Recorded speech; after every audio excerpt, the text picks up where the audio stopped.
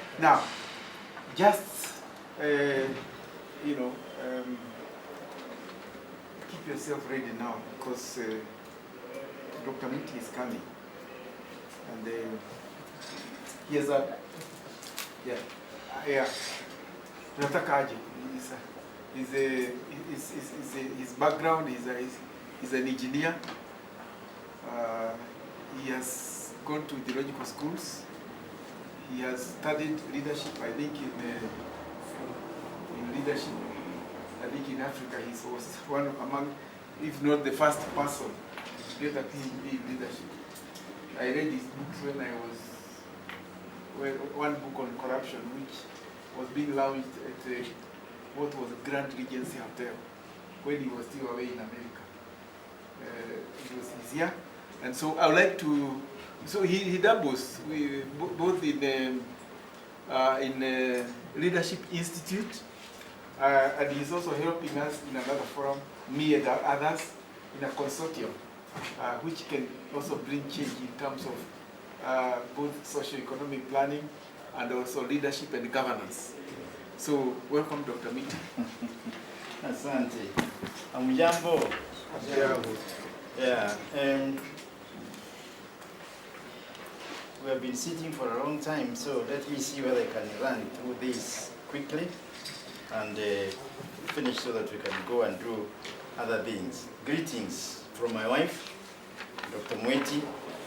She should be here with me. We travel together, but she's involved in other matters, so we had to divide ourselves. In the area of leadership, I can't remember when I was not a leader. Because a boy in the village, I can remember, because there is what we call leadership timeline, looking backwards to when the idea of leadership came into your mind, and it becomes very clearly that there were signs of that in me. In school, I was nicknamed. Have you ever been nicknamed, you people, in school? Given a name, particularly a negative one. I had quite a number because of leadership. At one time, the school was divided in two parts, and I led one, and the other one led the other one. My group did very well, and because of that, they composed a song to discredit me. Before I get into the real business, let me share with you some things which I feel are necessary here. One is what the CEO of the mobile and digital screens said: infections. What are we going to be infected, the disease to carry from here? And what I can see in that is we need this session or these presentations are intended to plant seeds in us. We who are here. You get a seed which then will grow in you. I think that is the disease I could get out of his talking. About the combi, let those with ears hear what the Spirit is saying, or is telling us. There's something fundamental there which needs to be adopted and accepted and lived. Now, let me ask you this question. Has any one of you been in a class on ethics? Somebody talking about ethics? Because that's where values come in. There's two of them, three of them. I think I want to encourage you to get a book on ethics, values, laws, all that kind of thing. Read it, and read well. If you can't get any, the Bible and the Quran have got a lot of ethics. You can read, and you get a lot of it. In the Bible, the Beatitudes, Matthew 5 to 7, it's all about values and ethics. And there is a lot of that there. You can get it there. As if you have never read a book, please look for one if you want to enter into this arena we are in now. The book he talked about was entitled When the Best is Corrupt. It was bought within a very short time and it disappeared. We are now revising it with a new title and we are calling it The Incorruptible. People who can't bow to corruption. Because that is a problem we have in this country. The Incorruptible. Then there's another one coming. We're calling it Thinking Ethically. That is getting into the habits of thinking right, behaving right, doing things right, wherever you are, all the time, at any cost, regardless of whatever. Thinking ethically. Why I'm here? I was thinking about it. I'm here because what mobile digital screens are doing agrees very well with what I do and what I believe in. And I believe in cleaning Kenya. Cleaning Kenya. Kenya is dirty. It needs cleaners. And these people are involved in cleaning it. Cleaning leadership of our country, because leadership is extremely dirty. And it needs cleaning. And the process of cleaning, one of them is this, and many other efforts that people are doing here and there. So, associating myself with an organization committed to what we call in leadership, great leaders, or great leadership, not influential, because influential, it can mean anything. The head of prostitutes in a brothel is an influential person. She has influenced many women and many others to get into prostitution. That's great. That is influential. Corruption is managed by cartels. Those who are managing corruption are influential people. They can persuade the thinking of people so that you can think in a certain way. So, but what we are looking for in this, our leadership, that is what we are doing. Great leadership is what we are looking for. It is a character-based leadership. Right now, what we are harvesting is what we planted 20 and 30 years ago. So the tribalism, the insecurity, the terrorism, and all that kind of stuff is what has been grown over and watered and fertilized by us, by our leadership, for over a period of time. So we need to know that that is actually bitter fruits we are now doing or we are experiencing because of what we did 20, 30 years ago. We are derailed, particularly morally and socially. I wanted to indicate the objective of my presentation, and I'm calling it a change. And a change is what is common now, and the government and the companies have changed using the word change. They are now using the word transform or transformation. I teach that topics at the Management University. Transformation. Our institute, we have gone further. And having carried out a study, we are now using the word form. Change, transform, and form. And I was speaking to the governors the other day, and they really were excited by that.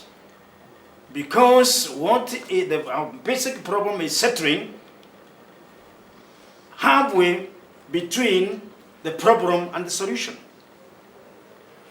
In other words, we have settled at a position called good, as though there is nothing like better and best.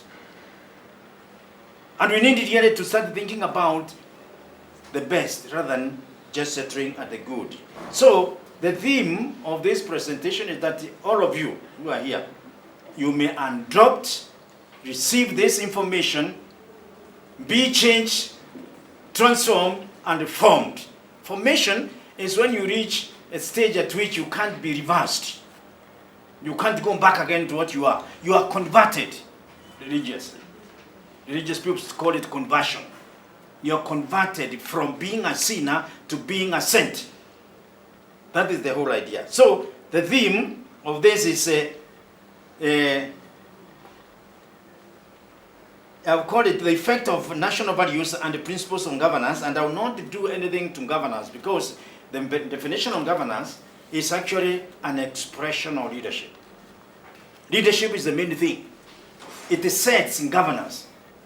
It appoints commissions and establish how these commissions must be managed and be directed. So I'll not talk about that because we have no time. So I'll fix my ideas around a leader. And you now are the leaders who are expected to go and cause a change so that our elections can assume the right status. So we can elect the right people in our government, in our parliament, in our senate, and do the work. So, in a way, we can say this is a preparation. We are being prepared. We are being made to be ready, readiness, with the knowledge and the capacities to help the voters vote right. And when we're talking about the voter, is that the vulnerable, poor person to whom there are no standard or specifications. 10 shillings means a lot to them. And therefore, he can surrender all his birthright just because of 10 shillings. So, let me give you the background of the national values of Kenya, which Mr. Kimani talked about. A few scholars in Nairobi critiqued Vision 2030, which you all know. How many of you are familiar with Vision 2030? That major document which Kimani was instrumental in ensuring that it is created. That document, we critiqued it. And the critiquing is not criticizing. And we said the 3 pillars of the vision are just hanging loosely in the air. They have no foundation. And we proposed the foundation. The foundation was the moral vision of Kenya. And we developed a paper and we circulated to top leadership in this country, and all of them said this is a great mission. And then the whole process of how can we really do it, it's the committee that was formed. Kimani was very at the center of it. I was asked to be the chairman of the committee that developed the policy paper for our national values in this country. And we went around this country collecting values from all tribes. And we put them together, analyzed them, and grouped them, and clustered them, and eventually we said, these are the values. And these are the values which are in the Constitution. The 17 of them. Having said that, the background of the national values into getting into a constitution is this. And note this. It is the erosion of public manner and national character. That's where the problem is. The erosion of public manner and national character. All these things, the behavior we see in our buses and in our roads and everywhere. Now driving is a big problem. The erosion of public manner. The character of a person as you drive, as you talk, is totally ruined. You don't care who drives next to you. They come into what you call my distance. There is a distance when I'm driving, which is mine. If you come too close, I feel it. But that has also been shattered and it doesn't exist. It is who gets the nose of his car ahead of the other. So erosion of public manner and national character, the restoration of that, if it is eroded, actually it's the effort here. It's what I can see here. So the basic problem is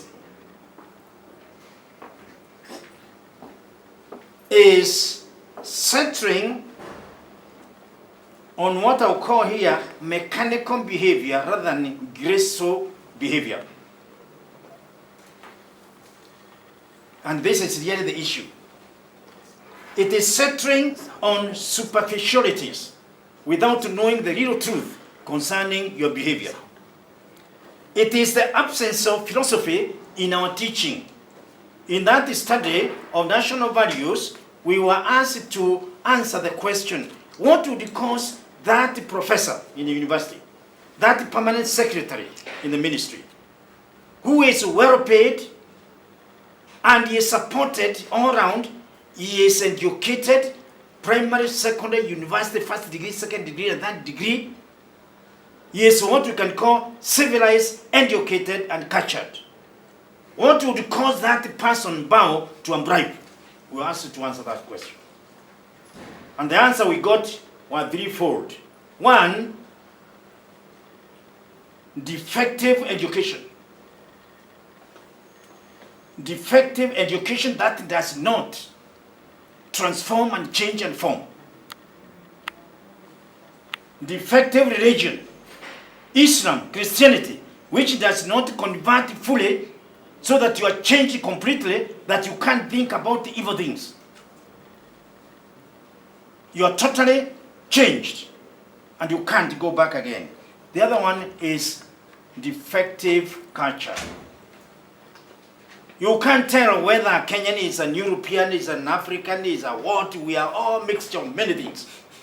And because of that, we cannot support values. Because you are an European today, and tomorrow you are an Asian, tomorrow you are an Arab, the other day you are something else.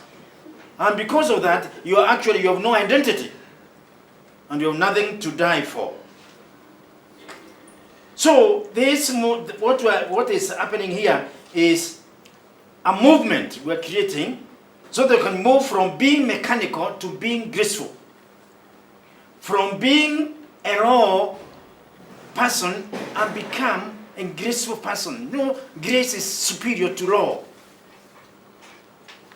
And also from ignorance to knowledge.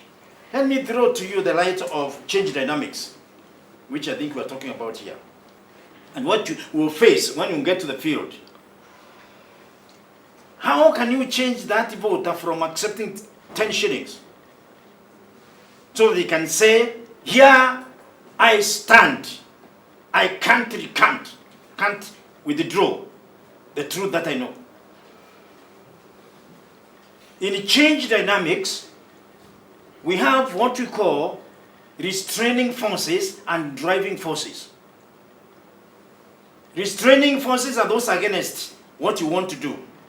Driving forces are those which support you. If those which are against what you want to do are greater than those which support you, definitely you surrender and give up and accept the bribe. But if the forces that drives you into saying, I will not accept a bribe, if they are greater than those which are restraining, working against it, then you tell that person, I don't need that. I don't need it. This morning, Daily Nation rang me because they wanted me to advertise something. And we developed a conversation. And the fellow who wanted me to do that, I told him that we, in our institute, we don't do that. Our leadership is based on values. It's not based on commerce and industry and money making. We are committed to what we are trying to do. And therefore, we don't advertise ourselves. And we believe that people will hear what we are doing and say, I think that is what we want. Do you know, I told him that if you want that kind of leadership, that's what I can come for. But if it's this kind of thing, which I advertise myself in order to get money, in order to get something else, we are not coming. The man was challenged. He said, I've never heard anybody saying that. That is what is required. If you are tempted to receive a bribe, how can you stand against that? So, driving forces must be greater. And these are education, your religion, get to the level in which you're moving away from being primitive. When I was growing, the word primitive was very common. But now it's gone. But we have not changed much. There is a lot of primitivity among us, which need to be cleared by education, by religion, and by the culture we believe in. And I think that's what we need today. So, when we are facing these people who are so vulnerable, we have to fight against a number of things I've mentioned here. One of them is gullibility. being gullible, easily cheated. You have no principle. You have nothing to stand for. You can't fight against anything. Gullibility is a major problem in our culture right now. You bow to anything, you accept anything. Gullibility. The other one is fear. Fear, I'm not talking of fearing the lion, but the fearing to defend the truth.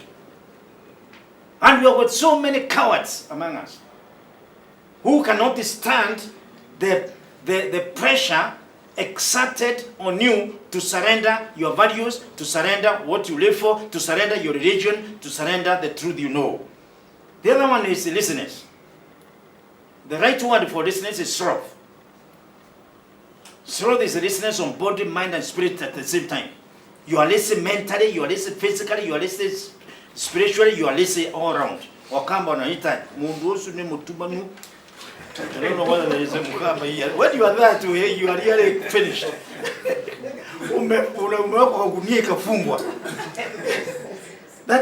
That is sloth. You analyzing, but the only listeners we know is physical. But when you get to the mental level, you don't want to think enough. In other words, you surrender before you get there. Ignorance is another one. And I want to encourage you to start reading, and those of you, don't read just what we call populist books. Books to help you solve a little problem. It is books that challenges your mind. Books you can't understand without a dictionary in your hand. Those are the books you should go for if you want to be a leader. So dealing with attitudes is the issue you're going to face. Now, interface of value and corruption. That is, where do they link? Interface. The point of interaction of corruption and system that work against it is an area of concern which I think we should work at. Good and evil. Values. For a value to have a meaning in you and me and us, there is a need for courage to accept it. Courage to accept, to receive it, to internalize it, to adopt it, and to apply it. For a value to assume its true meaning, which is when a value becomes a virtue. A value is just a vocabulary, it's just a word. And we can talk about it, and that's what is talked about in our rallies and everywhere. Because all of us condemn corruption, but corruption continues. We all condemn tribalism, tribalism continues. We all condemn all these common evils that we do. But nothing happens. And the reason for this is because you don't want to walk what we call the second man of changing a value into a virtue. You practice it until it becomes a culture to you. When it assumes the cultural status in you, it changes its meaning. And now you become virtuous person. You're no longer just an ordinary person. You're virtuous. Your no is no. Your yes is yes. Your word is your bond. You don't need anything else. When you say, I'm coming, you are coming. When you say we'll meet at a certain time, you mean it. And you are there at that time. So it is accept it, receive it, internalize it, adopt it, apply it. We're talking about the application.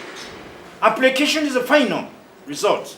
So the process between now and next election, when we shall be dealing with the voters, we need to go the process of accepting the values, receiving them, and receiving means knowledge. That you know all of them, 17 in our constitution, national values. And recite them. In actual fact, the proposal we made to the government, the Minister of Justice, when we developed them, was that we only pick 12. And we will outline one, we'll single out one, and for a month, we'll sing it and dance it, report in the newspapers, and ask every Kenyan to sing it. So that we internalize it, it becomes a part of our nature. That's how changes takes place. Now, national values are 17. I will not read it. I have them here. Please get a copy of our constitution. Actually, what we were told to do by the authority that be was that the president, when he was launching the new version of our constitution, what is the one they use? The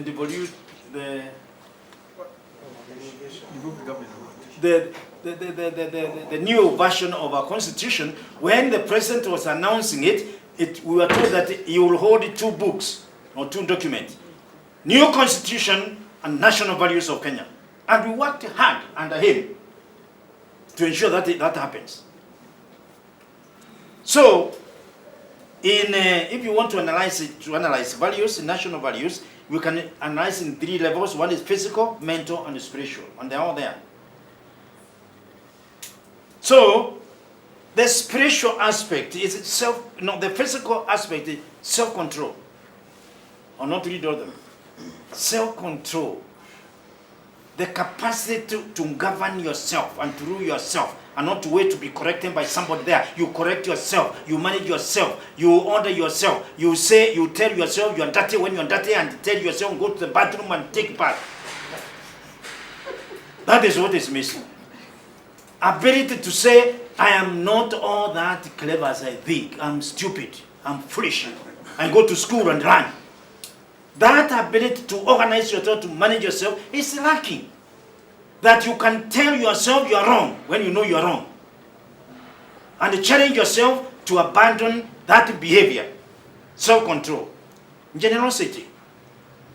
Being generous. Offering yourself to service, like voluntary services. That's all.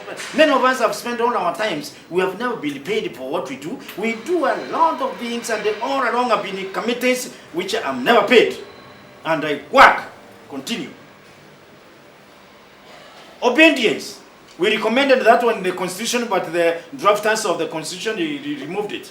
Obedience. You may have all good things, but if you can't obey, you're useless. That's the work.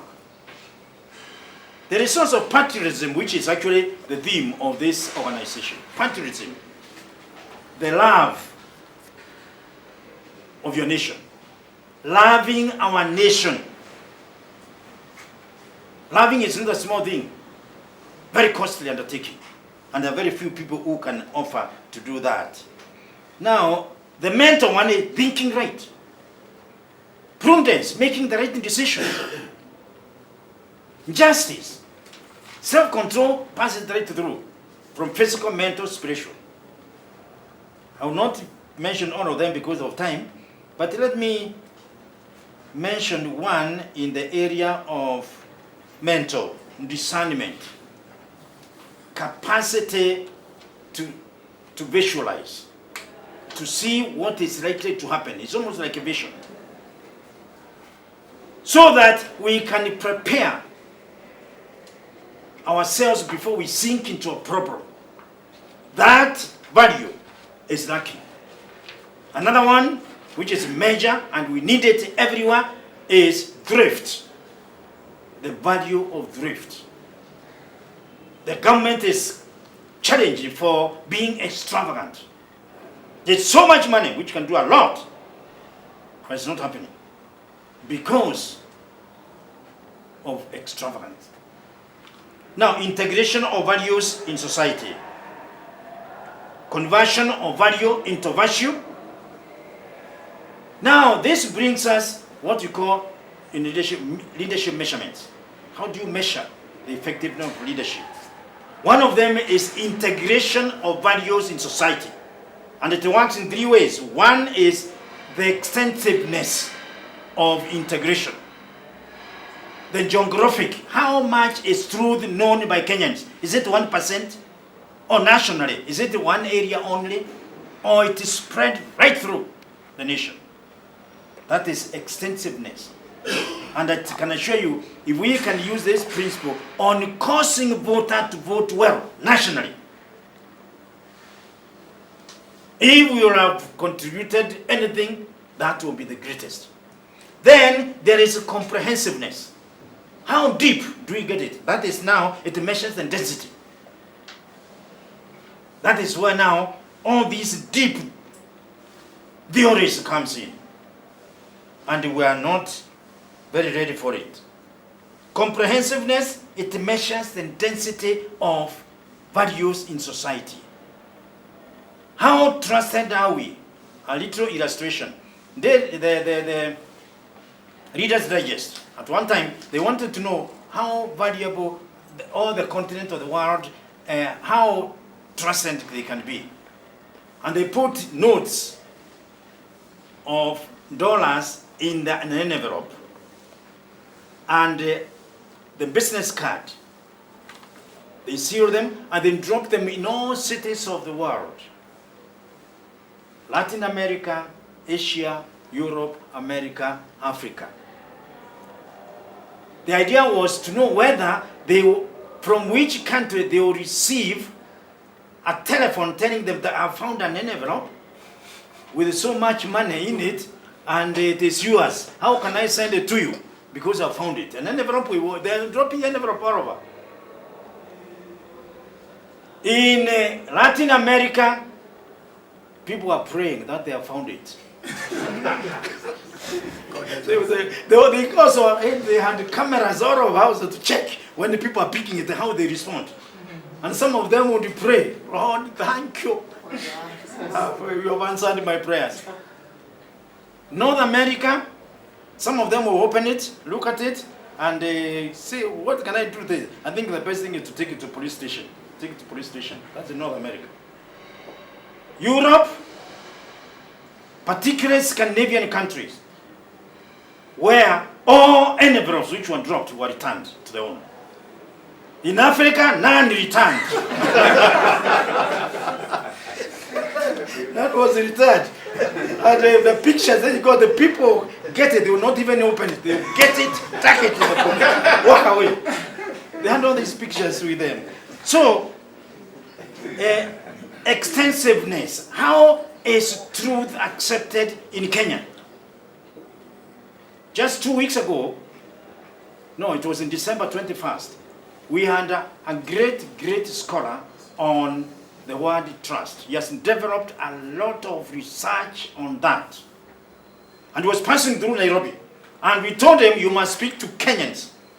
And he said, it can only be there for 1 day. And we invited people all over, please come and listen to this person. The word is trust. And he goes around the world talking about trust. Do you know the cost on distrust in this country? Enormous. You can't measure it. Because we don't trust each other. It is a costly undertaking. That's what we're talking about. And I tell you, those who are there, some of them were weeping. Terrible. How is values extended, deepened, that they know the density is the spread. How much the spreading of values nationally? Is it in one nation or two tribes or few others? Or it's everywhere? And not through the here and nowhere else until you go 10 miles to get another one. Finally, the work we're here to do is intensiveness of this great truth. That is the depth. That is ideological. You can see the struggle, the fight we have concerning the political parties. Because these political parties, no one believes in them. If you're defeated in one, you jump quickly to another. That's why the law has been introduced to overcome that. Intensiveness, depth, ideological mind of Kenyans, that you can die for your nation. Patriotism, loving your nation with our minds. The conceptual acceptance of patriotism. How have we accepted mentally? How have we conceptual? Concept is the heart. Conceive. It's more of a heart. We conceive with our heart. We perceive with our mind. The conceptual acceptance of patriotism. and the perceptual acceptance of the same, the intellectual acceptance of this is what we are talking about. So the application is value becoming a virtue, and what I will draw here is our commitment to that. How committed are we? Commitment, dedication, concentration, enthusiasm in this matter.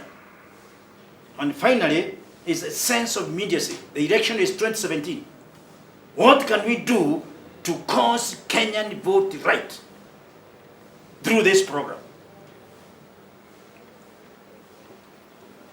You can't be a patriotic person if you steal from your nation. All thieves are not patriotic, including leaders who are stealing. If you are cabinet secretary and you steal, you are not patriotic. So when we talk of patriotism, we are talking of serious matter. It's loving your nation to the extent that you can sacrifice, you can die for it. Missing badly. You cannot be patriotic if you are criminal in this country. So criminals are actually enemies of the nation. They are not friendly to the nation. If you are corrupt, you can't be patriotic, because that works against the love of your nation. Those who are supporters of tribal thinking and tribal encouragement instead of the nation, they also can't, they don't come under this description. Anybody who causes something harmful to a nation, smugglers, and others who are taking our money abroad instead of here, they are not patriotic.